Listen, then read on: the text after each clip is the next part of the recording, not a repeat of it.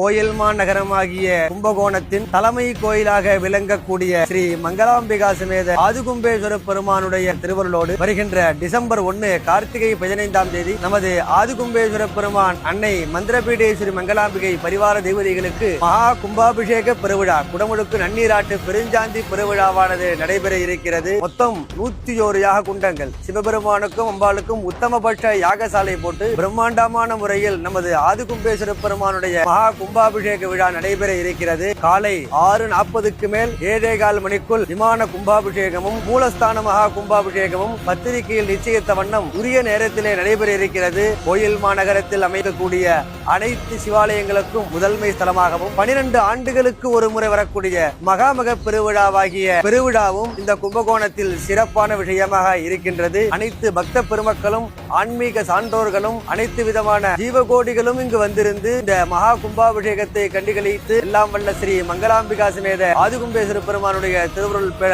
வேண்டுகிறோம்.